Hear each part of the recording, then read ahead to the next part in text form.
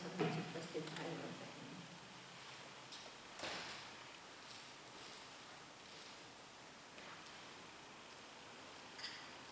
अनुभव का सत्य कई बार समाधान देने वाला होता है, कई बार समस्या पैदा करने वाला भी हो जाता है।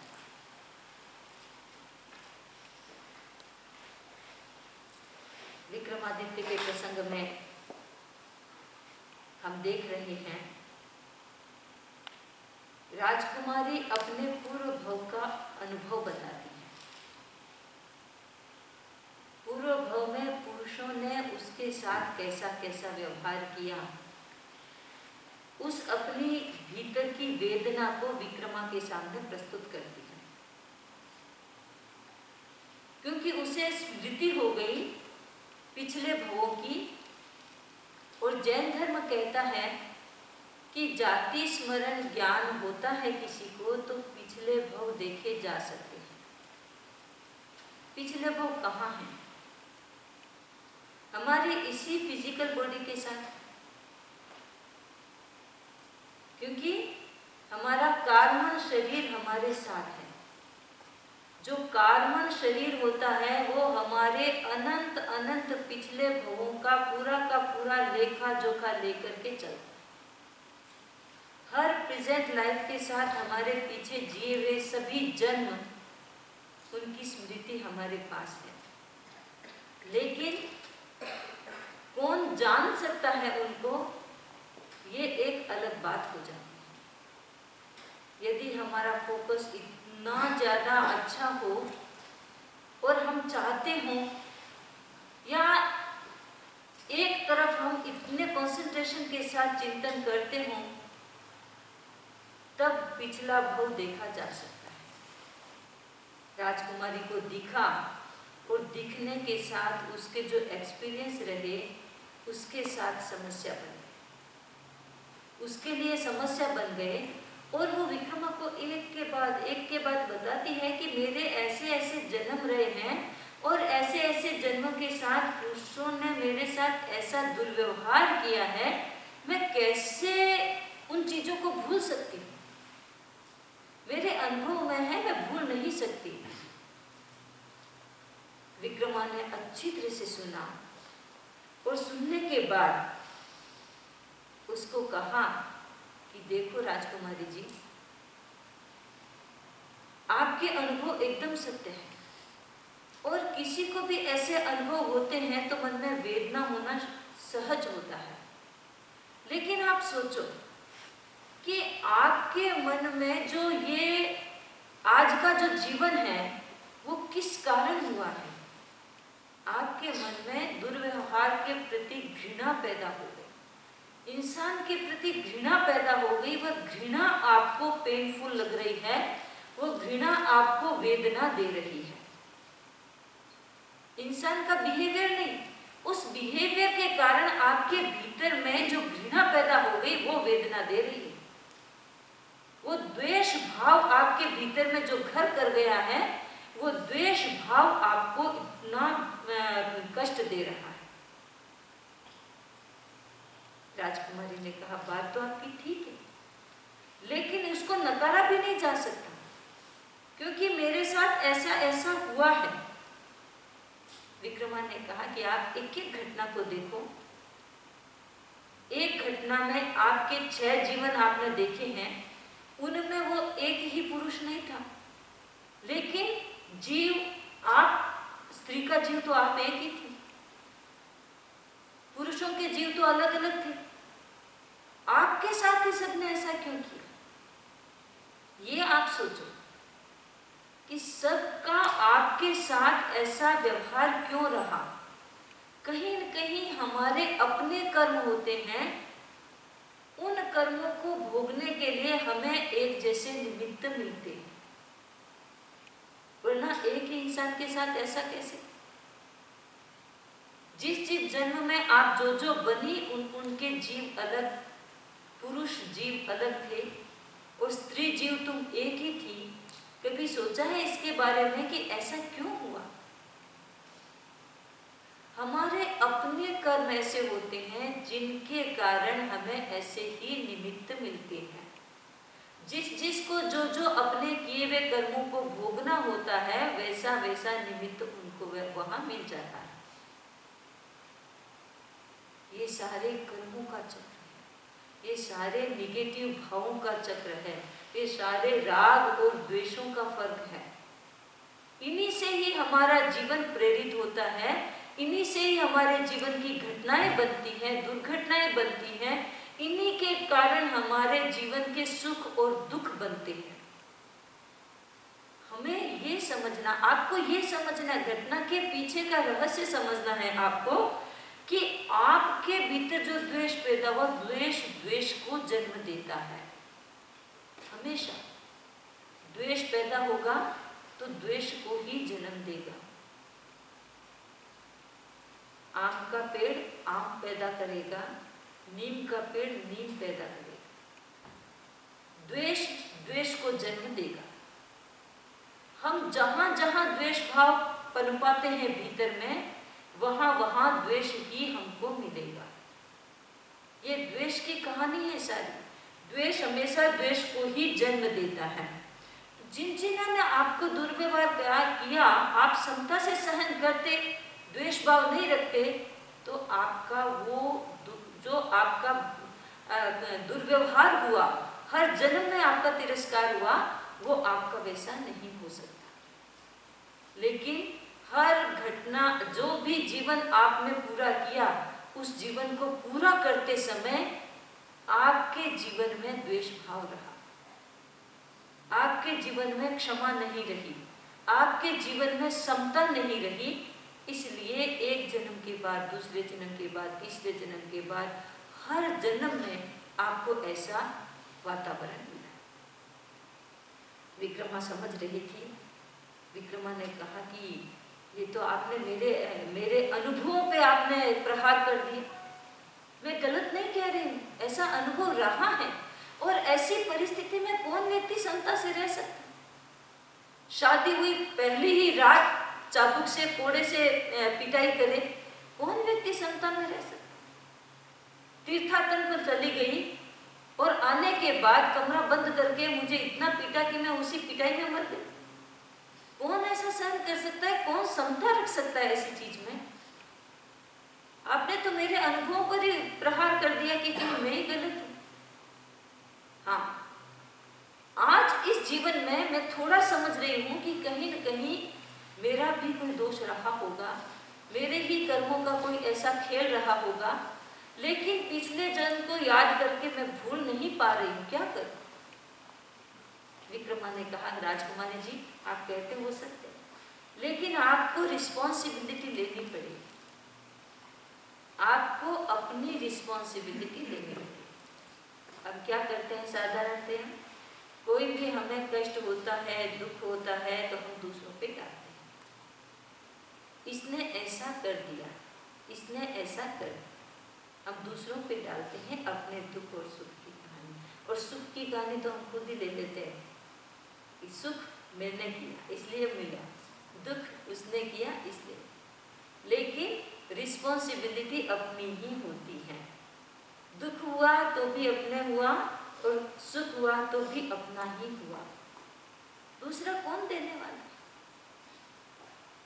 जो सुख और दुख की अनुभूति करता है वो तो भीतर में ही तो बैठा है। सुख और दुख की अनुभूति करने वाला भीतर में बैठा है। ये रहस्य जैन धर्म में मिलता है कि भीतर में यदि अनुभव करने वाला ना हो तो सुख और दुख की अनुभूति नहीं होगी। वीतरागता में सुख और दुख की अनुभूति नहीं होगी, क्योंकि वहां समता हो जाती है। जो तराजू होता है उसकी तुला की जो लकड़ी बराबर हो जाती है। केवल ज्ञान में, वीतरागता में तराजू के दोनों पलड़े बराबर हो जाते हैं। इसलिए वहां सुख और दुख नहीं होता, वहां आनंद होता है। सुख नहीं होता वहां, दुख नहीं होता, आनंद होता है। सुख में और आनंद में फर्क होता है। सुविधा सुख पैदा करती है, आनंद इंडिपेंडेंट होता है। जहां सुविधा सुख हो जाता है इंसान। मटीरियल जो प्लेजर होती है वो सुख होता है। सुख और दुख की अनुभूति करने वाला भीतर बैठा है, इसलिए सुख और दुख की अनुभूति होती है। यदि वो भीतर वाला बैलेंस में आ जाता है, जीरो लेवल पे आ जाता है,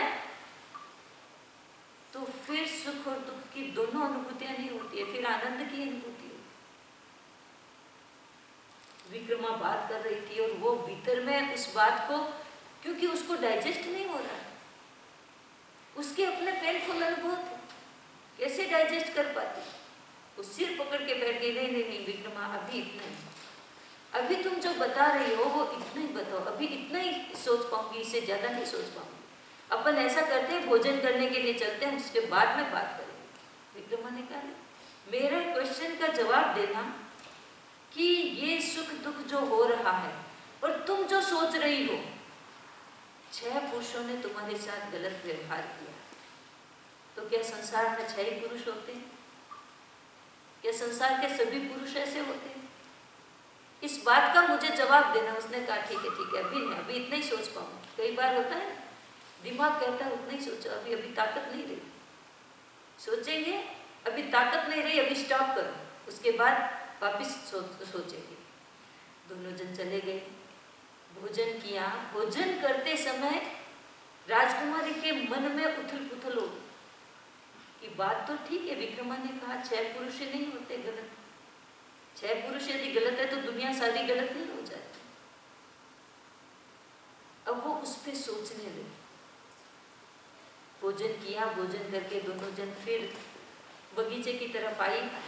विक्रमा ने कहा मेरे प्रश्न का उत्तर। उसने कहा मुझे याद है लेकिन आसान नहीं है भूलना आसान नहीं। तो उसने कहा तू भूल क्यों नहीं सकती है? तू ये सोच कि दुनिया में स्त्रियां हैं, पुरुष हैं, सब कोई है, शादियां भी हैं, साथ में रहते भी हैं। तू वेश परिवर्तन कर मेरे साथ चल, मैं तुम्हें हर तरह की तस्वीर दिखा दूं। ऐसे पुरुष भी हैं जो स्त्रियों का बहुत मान करते हैं, सम्मान करते हैं, रिस्पेक्टफुली दोनों रहते हैं। ऐसी स्त्रियां भी हैं जो पुरुषों के अपने उंगलियों पे नचाती हैं, उनको आराम नहीं दे, उनको कष्ट फील होता है। तो तू ऐसा सोचती है कि पुरुष ही खराब, ऐसा नहीं है। अच्छा तू एक और बात बता कि दुनिया में कुछ औरतें वेश्या बनती हैं, पुरुषों को रिझाती हैं, वो ही काम करती हैं, तो क्या दुनिया की सारी औरतें वैसी हो जाती? नहीं होती ना। तो फिर सारे पुरुष ऐसे कैसे हो सकते? अब राजकुमारी पॉजिटिव में सोचना शुरू किया। उसके मन में विक्रमा के तर्कों का प्रभाव होने लगा और वो सोचने लगी कि बात तो सही है, 6 इंसानों ने मेरे साथ गलत किया तो 6 ही इंसान नहीं है, और भी पुरुष है, और भी दुनिया में बहुत अच्छे लोग हैं। दुनिया ऐसी गंदी नहीं होती है, दुनिया खराब नहीं होती है, दुनिया बेकार नहीं होती है। इस दुनिया में और भी अच्छी चीजें हैं, लेकिन मैं अभी देख नहीं पा रही हूँ। क्यों? मैंने एक आग्रह बना लिया है, भीतर में अपने उन अनुभवों का, कष्टदायक अनुभवों को ही पकड़ के बैठ गई हूँ। मुझे छोड़ना पड़ेगा। पहली बात कि जो मैंने आग्रह किया अपने भीतर में, उसको छोड़ना पड़ेगा। अब वो धीरे धीरे थोड़ी थोड़ी पॉजिटिव हो रही है। विक्रमा देख रही है कि वास्तव में अब पॉजिटिव हो रही है। शाम को प्रोग्राम भी होना है और उस प्रोग्राम में आज बहुत अच्छा प्रेजेंटेशन देना है। राजकुमारी यदि पॉजिटिव हो जाती है तो बहुत अच्छा होगा, यदि पॉजिटिव नहीं होती है तो फिर तो ठीक है, कल के प्रोग्राम में, आज के प्रोग्राम में कोई फर्क नहीं रहेगा। लेकिन विक्रमा महसूस कर रही है कि वास्तव में कुछ बदलाव आ रहा है, धीरे धीरे बदलाव आ रहा है। बदलना आसान नहीं होता है। हम अपने पिछले जन्मों के संस्कारों को लेके चल रहे हैं, आज के जन्मों के संस्कारों को लेके चल रहे हैं, अपने माइंड के स्ट्रॉन्ग संस्कारों को लेके चल रहे हैं। हमारे अपने संस्कार हमारी कुछ हैबिट्स फॉर्म कर देते हैं, उनको हम लेके चल रहे हैं। फिर हमारा अहंकार इतना पुष्ट हो जाता है कि हम जो सोचते हैं वही सच है, वही अच्छा है, वही उपयोगी है। ये सारी चीजें इंसान को एक पॉइंट पे ला करके और स्टबर्न बना देती इंटरनल। और जो इंटरनल स्टबर्ननेस होती है वो डिफिकल्ट होती है, उसको हम इम्प्रूव कर सकते, बहुत मुश्किल होती है। राजकुमारी ने वही किया, बदलाव आ रहा है धीरे धीरे। कितना समझाए विक्रम ने, कितना अपना टाइम लगाया उसको, और साइकोलॉजिकल उसको समझाया, लॉजिकली उसको समझाया। कई बार समझाने के लिए लॉजिक काम में लेते हैं, कई बार इमोशनली उसको, जैसे कहते हैं इमोशनल ब्लैकमेल करना पड़ता है, कई बार उसको कई और चीज़ों से समझाना पड़ता है। और नहीं समझ में आए तो जैन धर्म में क्या कहते हैं, केवली गम्य कर दो। केवली गम्य का मतलब क्या? यदि हमारे भीतर में ऐसा स्टबर्न हम बन गए हैं, ऐसा सब कुछ हो गया है, लेकिन एक विंडो हमको ओपन रखना चाहिए, वो है केवली गम्य।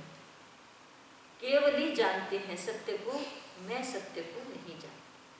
मेरा सत्य जानना लिमिटेड है, केवली का सत्य जानना कंप्लीट है। कई बार होता है जैन धर्म की बातें हैं, हमको लॉजिकल नहीं लगती, हमको समझ में भी नहीं आती, तो हम जैन धर्म की बातें ठीक नहीं, हम नहीं मानेंगे। वहां पर वो जो एक हमको दिया गया है कि केवली गम्य कर दो उसको।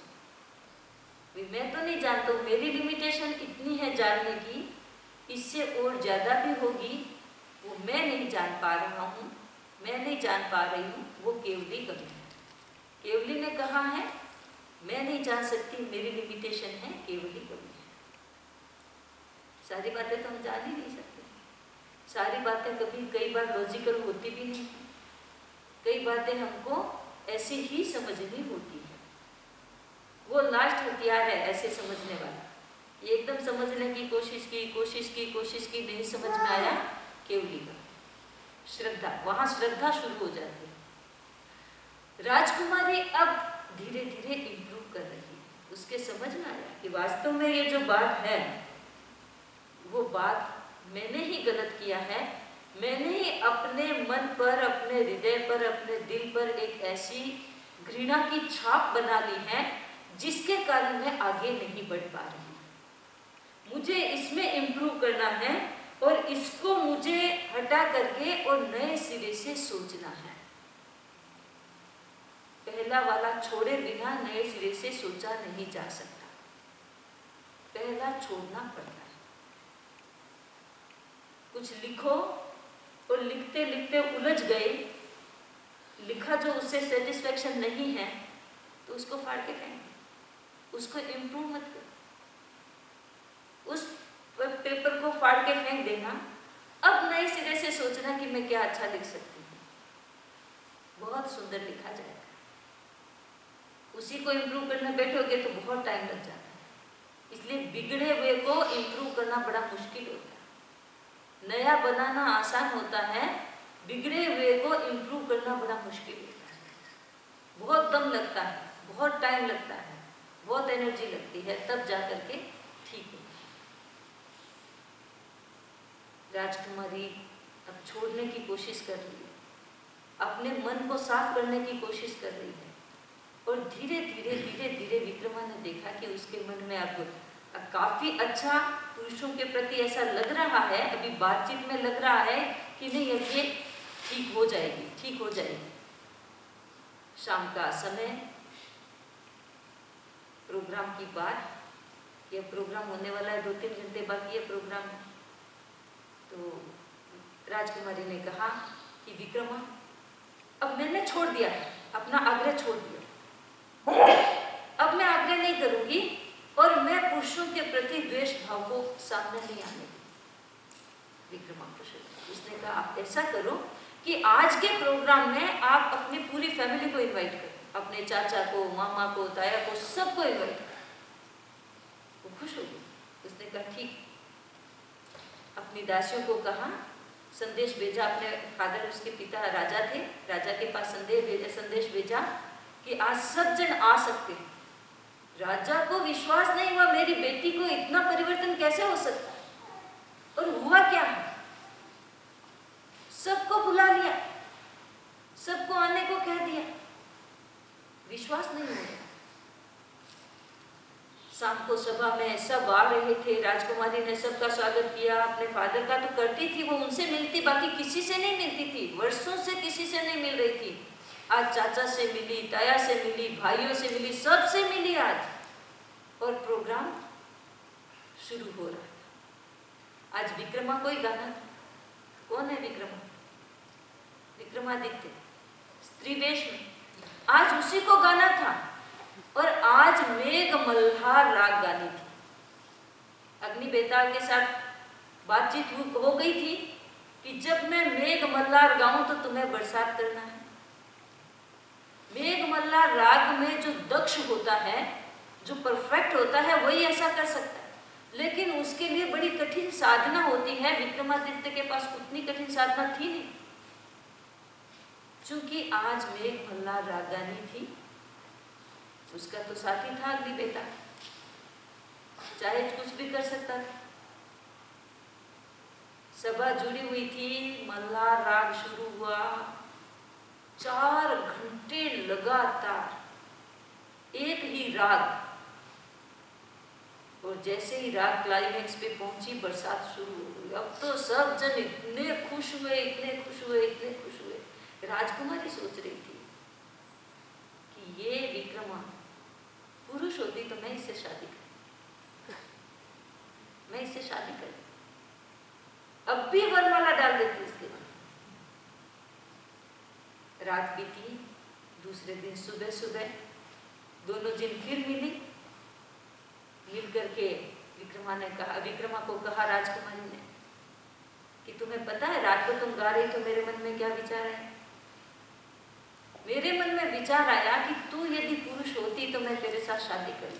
अब शादी की बात भी आ गई मन में, पुरुष से घृणा खत्म हुई, शादी की बात मन में आई। विक्रमा को एक पॉइंट मिल गया। विक्रमा ने कहा ठीक है, तू शादी करना चाहती है, किससे शादी करे? राजकुमार राजा से नहीं, मैं उनसे तो अभी भी घृणा करती, तो फिर मैं कलाकार से शादी कर सकती,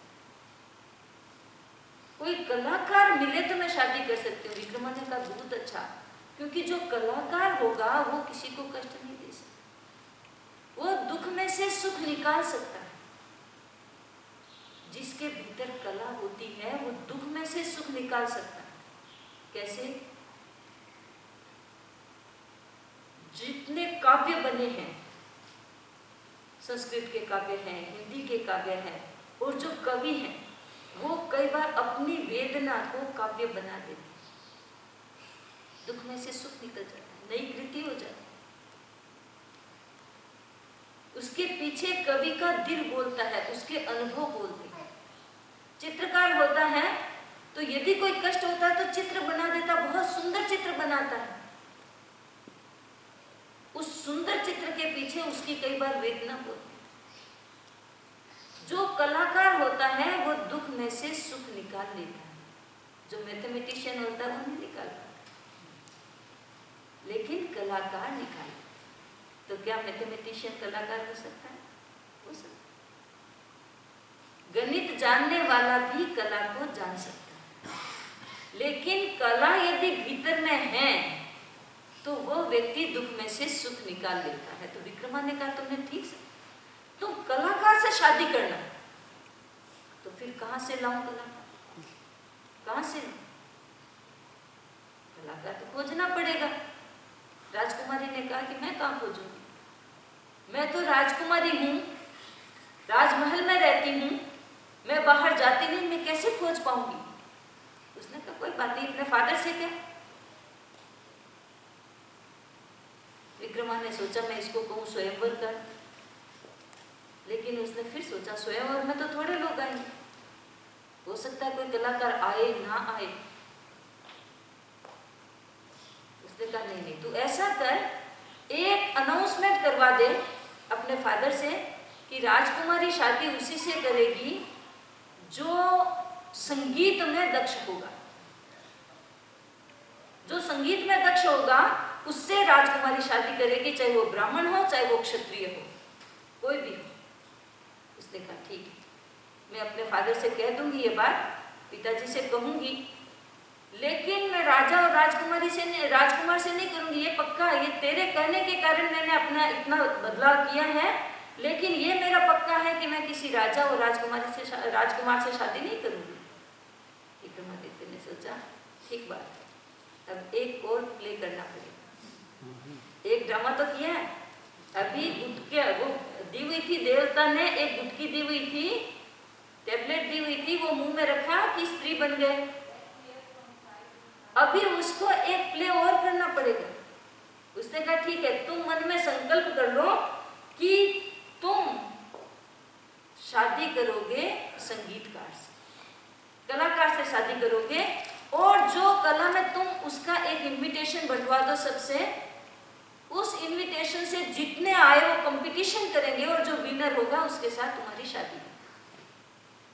राजकुमारी कहती, कई बार कहते हैं कि जहर जहर से कटता है, लेकिन जहर जहर से कई बार नहीं भी कटता। खून खून से नहीं धुलता है, कीचड़ कीचड़ से नहीं धुलता, और जहर जहर से कटता है तो वो ही जहर अपने जहर को नहीं काटता, दूसरा जहर चाहिए उसके। विक्रमा ने एक ऐसा जहर पैदा कहा या अमृत पैदा किया, कुछ भी कह लो उसको, राजकुमारी के भीतर का घृणा का भाव, द्वेष का भाव और हिंसा का भाव निकल गया, और राजकुमारी को ये महसूस करवा दिया उसने कि इंसान अपने कार्यों के लिए रिस्पॉन्सिबल खुद है, अपने कार्यों को दूसरों पे थोप नहीं सकता। हम अपने जीवन में अपने ही किए हुए कार्यों को भोगते हैं। पिछले जन्म में जो हमने किया वो आज का प्रारब्ध था। आज के प्रारब्ध को हम भोगते समय जैसा बिहेवियर करेंगे, जिस तरह से भोगेंगे, वो हमारे आगे का प्रारब्ध बनेगा। साफ साफ बात, कहीं कोई इसमें मेल मिलावट नहीं है। जो हमारा प्रारब्ध हम भोग रहे हैं, सुख के रूप में, दुख के रूप में, अच्छे रूप में, बुरे रूप में, जो भी हम भोग रहे हैं वो हमारा अपना ही किया हुआ है, अपने द्वारा ही क्रिएटेड है। जो हम भोगेंगे आगे वो भी हम ही क्रिएट कर रहे हैं। इसलिए हमें अपने कार्यों के प्रति जागरूकता रखनी है। हम कैसा सोचते हैं, हम कैसा करते हैं, एक दूसरे के प्रति हमारा बिहेवियर कैसा है, मेरे अपने प्रति बिहेवियर मेरा कैसा है, क्योंकि निमित्त तो दूसरा होता है, लेकिन बात अपनी ही होती है। हम सोचते हैं दूसरे के लिए कर रहे हैं, वो भी हम अपने के लिए ही कर रहे हैं। हम दूसरे के लिए यदि अच्छा कर रहे हैं तो वो हम ही अपने लिए अच्छा कर रहे हैं। यदि हम दूसरे के लिए बुरा करने की कोशिश कर रहे हैं तो हम अपने लिए ही बुरा करने की कोशिश कर रहे हैं। ये साफ साफ जैन धर्म का संदेश होता है। हम हमेशा याद रखें इस बात को कि हमारे जो काम हैं, हम जो भी कुछ कर रहे हैं वो अपने लिए ही कर रहे हैं। तो अपने को दुख चाहिए तो वैसे काम करें, अपने को सुख चाहिए तो वैसे काम करें, और अपने को आनंद चाहिए तो वैसे काम करें। हमको चूज करना है, हमको अपने लिए सिलेक्ट करना है, मुझे क्या करना है, अपने लिए क्या चाहिए। मुझे अपने लिए सुख चाहिए, अपने लिए सुविधा चाहिए, अपने लिए आनंद चाहिए, अपने लिए क्या चाहिए, और जो जो चाहिए वो हम पा सकते हैं, लेकिन हमें उसकी तरफ ही पुरुषार्थ करना पड़ेगा।